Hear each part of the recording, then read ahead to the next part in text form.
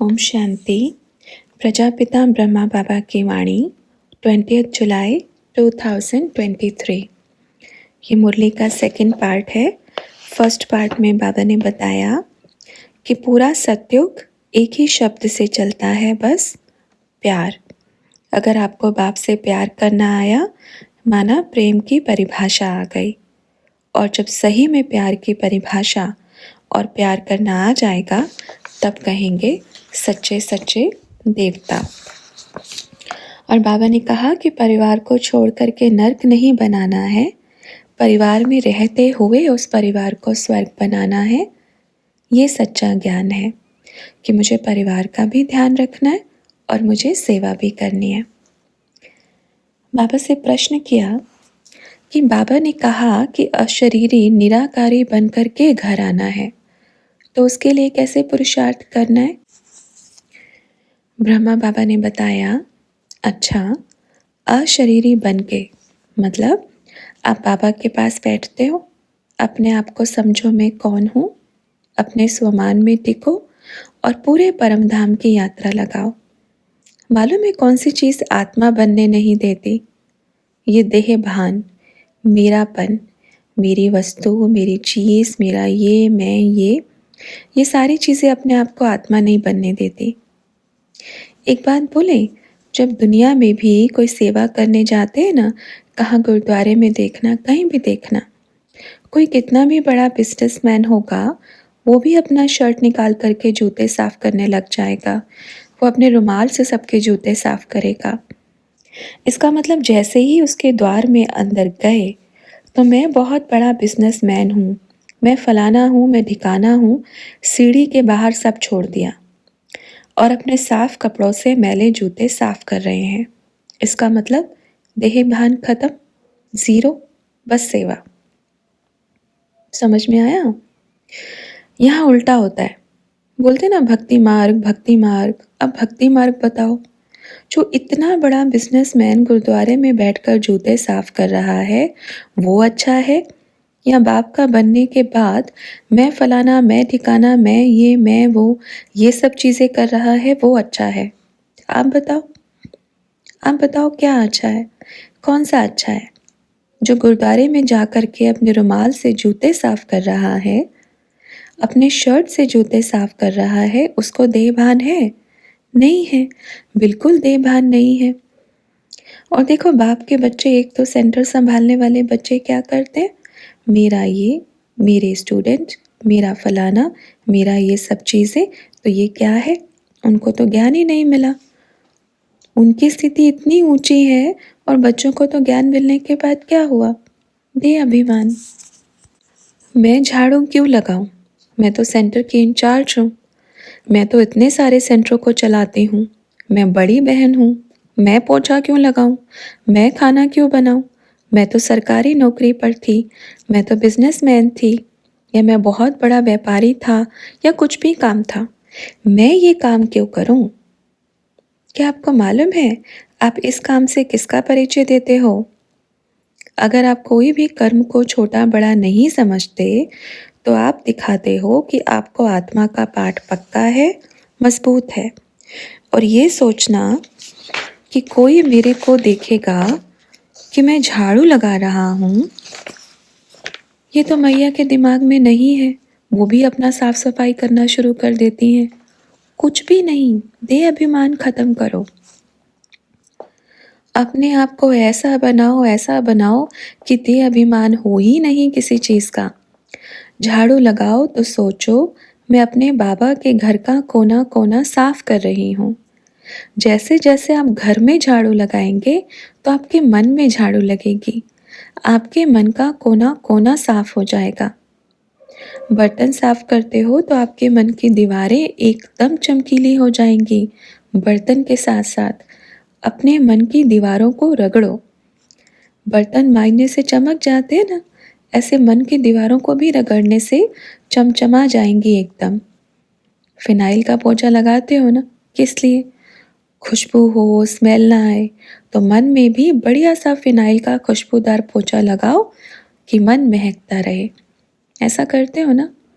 तन को धोते हो रगड़ के साबुन लगा करके, तो मन को भी ऐसे धोवो जो खुशबू से महक जाए।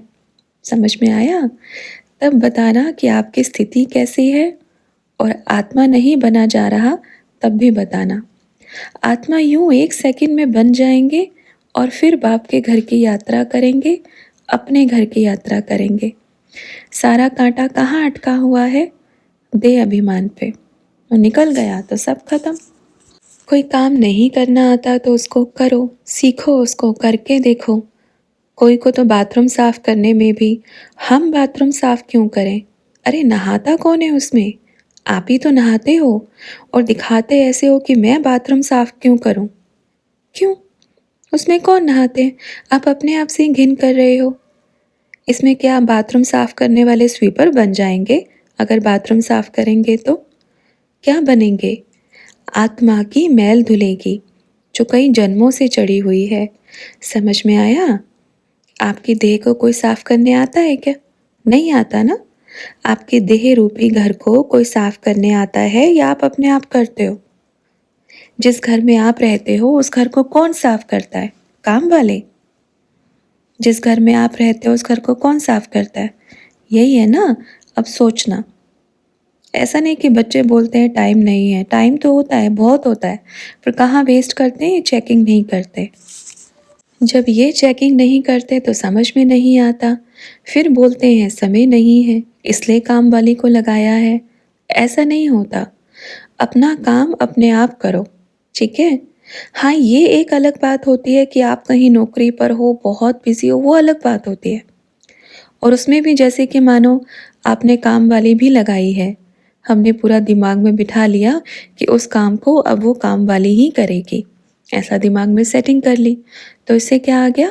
देह अभिमान आ गया। क्यों? क्योंकि मैं उसको पैसे देती हूँ तो वो काम करती है। और वंडरफुल बात क्या है कि जब काम वाली होती है ना, तो एक जन घर में ज़रूर होता है देखने के लिए कि काम वाली ने कोना कोना साफ किया है या नहीं, या काम वाली कहीं कुछ निकाल नुकुल के तो नहीं ले जाए। इतनी वंडरफुल बात है। तो जितना समय काम वाली को साफ करने में लगता है उतना ही समय आपको उसको देखने में लगता है। तो आप 2 जन का समय वेस्ट कर रहे हो, काम वाली का भी और अपना भी और पैसा भी, है ना? जब भी सफाई करने वाली आती है बच्चों को कहेंगे कि देखना, ध्यान रखना, वो इधर उधर ना कुछ उठा करके ले जाए, अच्छे से साफ कराना। सफाई उसने किया और मैंने काम वाली से सफाई कराई, तो मैंने तो बहुत काम किया। अरे जितना समय आप उसको देखने में लगा रहे हो, इतना बड़ा डंडा होता है, घुमा दो, अच्छे से साफ कर लो। 10 मिनट का काम है, मन भी खुश होगा, संतुष्टि भी होगी। इतना समय उसको भी तो देख रहे हो ना, वहाँ साफ किया, वो भी साफ करना, वो भी साफ करना। शरीर ठीक रहेगा, तन ठीक रहेगा, मन ठीक रहेगा, खुशी रहेगी मन में। उसका समय बचेगा, आपका समय बचेगा, आपका 2 पैसा बचेगा। कमाल की बात है। अगर घर में माँ कहेगी कि बच्चे वो सामान उठा करके ले आओ, कहेंगे नहीं नहीं बहुत भारी है, और फिर जाते हैं भारी भारी डंबल उठाने के लिए, कसरत करने के लिए। वो वज़न नहीं लगता। वो वज़न लगता है क्या? नहीं। चाहे कितना भी भारी डंबल उठाएंगे, मारेंगे, अच्छे से कसरत करेंगे, पर 5 किलो का सामान उठा करके इधर नहीं रख सकते, इसमें वज़न है। इसको क्या कहेंगे? यही तो कलयुग है। सही से देखा जाए तो इसी को ही तो कलयुग कहा जाता है। पहले के बच्चे, जो भी किसान, आज भी किसानों को देखो, इतना वज़न उठाते हैं, सब करते हैं, और फिर शहरों में आते हैं तो परिवर्तन हो जाता है। फैशन, डंबल उठाना काम नहीं है, फैशन है, अच्छे से मारते हैं। और घर में जो थोड़ा सा बताया कि ये करना है तो कहेंगे नहीं, मेरे पास टाइम नहीं है, मैं बहुत बिजी हूँ, मेरे को वज़न उठाना डॉक्टर ने मना किया है, पर डंबल का भारी भारी वज़न उठाना डॉक्टर ने मना नहीं किया। ये सीन आज देखना, दुनिया में यही सब चल रही है। कमाल की बात है। पोछा लगाने के लिए डॉक्टर ने मना किया है, झुकना नहीं है, पर डंबल उठाने के लिए डॉक्टर ने मना नहीं किया। वो एक्सरसाइज है, पोछा लगाना एक्सरसाइज नहीं है। पहले सब कुछ हाथ से करते थे। सभी कपड़े कैसे धुलते थे? हाथ से। तो यहाँ की चर्बी भी नहीं बनती थी, कंधे मजबूत भी रहते थे। और आज सब धुल के आते हैं बाहर से, तो मेहनत कहाँ है? कुछ नहीं। वही है ना, कपड़े धोने में हाथ दुखेंगे, लेकिन यूं यूं डंबल उठाने में हाथ नहीं दुखते। यात्रा देखो व्यक्ति की कहाँ से कहाँ आ गया। ये सिर्फ आपकी यात्रा दिखा रहे हैं, कहाँ से कहाँ आकर के रुक गए। साइंस ने सब कुछ दे दिया, चाय बनाने की मशीन दे दी, टेलीफोन, टीवी जेब में डाल दिया, कपड़े धोने की मशीन दे दी, रोटी बनाने की मशीन दे दी, आटा गूंदने की भी मशीन, सब्जी काटने की भी मशीन, सारी मशीन। और ये सारी मशीन किससे चलती है? बत्ती से, बिजली से चलती है। और बिजली गई तो सब गया, है ना वंडरफुल बात। बिजली गई तो सब गया। कमाल की बात है। सब डिपेंडेंट किस पर है? बिजली पर, जो कभी भी धोखा दे सकती है, साथ नहीं देगी। प्राकृतिक आपदाएं आई, सब टावर गिर गए। फिर अभी हाई फाई टेलीफोन लेते हैं। आपके पास टेलीफोन तो हाई फाई है, लेकिन बिजली नहीं है, बैटरी नहीं है, कैसे चलाओगे? तो कहाँ रुके हुए हैं? अनुभव कभी नहीं छूटता है। बोलते हैं ना, किसी भी कार्य को करके छोड़ दो। आपको कुछ कार्य नहीं करना आता तो उसको करो और उसका अनुभव लो। फिर भले ही आपके पास कोई भी सुख सुविधा आ गई या साधन आ गए, पर आपको ये अनुभव तो आया ना कि पोछा कैसे लगाना है, सफाई कैसे करनी है, कपड़े कैसे धोने हैं, भोजन कैसे बनाना है। कभी आपके पास ये साधन नहीं रहे तो आप अपनी व्यवस्था अच्छे से कर सकते हो। कोई भी कर्म, भले आपको वो छोड़ना है, लेकिन आपको आना चाहिए। वो कर्म सीखो, वो आना बहुत ज़रूरी है। कभी काम वाली नहीं आई तो आपका घर सड़ता रहेगा, ऐसे ही बदबू मारता रहेगा। तो क्या सीखा जीवन में? आज से सफाई अपने आप करनी है, ठीक है? सीखो, भोजन बनाना सीखो, सफाई करना सीखो, कपड़े धोना सीखो, बहुत अच्छे से आएगा। अब जब आपको परफेक्ट आ जाए तो भले ही फिर काम वाली को लगाना। समझ में आया हर चीज़ को? ऐसे नहीं कि बहनें बहनें ही सीखो, भाइयों को भी सीखना है। ऐसा नहीं कि घर में धर्म पत्नी है, खाना बना करके देती है, और भी काम है ना। समझ में आया? आना चाहिए, हर कर्म आना चाहिए। मालूम है ये बहुत अच्छी चीज़ें हैं, सीख के छोड़ दो, आ गया बस। आप कहीं पर भी जाएंगे तो ये अनुभव कभी निकलेगा नहीं। पर क्या करते हैं, अगर सीखने की भी कोशिश करेंगे, उसमें भी मशीन लेके आएंगे, पोछा लगाने की मशीन लेकर आएंगे, कपड़े धोने की मशीन। तो फिर तो वो मशीन काम कर रही है ना, आपने क्या किया फिर? देखते हैं अगले समय तक, एक हफ्ते में पूछेंगे आके अगली बार में किस किस ने क्या क्या सीखा है, ठीक है? अगली बार पूछेंगे। और जिन जिन को नहीं आता था वो सीखो। अच्छा, ये सब काम करके घर के किस किस को नहीं आते वो हाथ खड़ा करो, ईमानदारी से, कुछ नहीं बोलेंगे। आता है? सब कुछ आता है? ठीक है, चेक करेंगे। और किस किस को नहीं आता? मालूम है इस सभा में बहुत अच्छे बैठे हैं, पर हाथ कोई नहीं उठा रहा। कोई बात नहीं, बाबा नहीं उठवाएंगे हाथ। जब आप सीख के आएंगे ना अगली बार, बड़ा लंबा लंबा हाथ उठाएंगे, बाबा मेरे को ये सब आता है। पर सीखना है, ठीक है?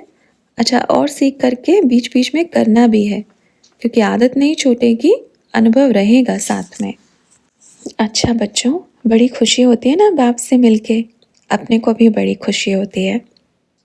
ऊपर फरिश्ता बन करके घूमते रहते हैं, सबको देखते रहते हैं, सबके दिमाग के घोटालेबाजी सुनते रहते हैं।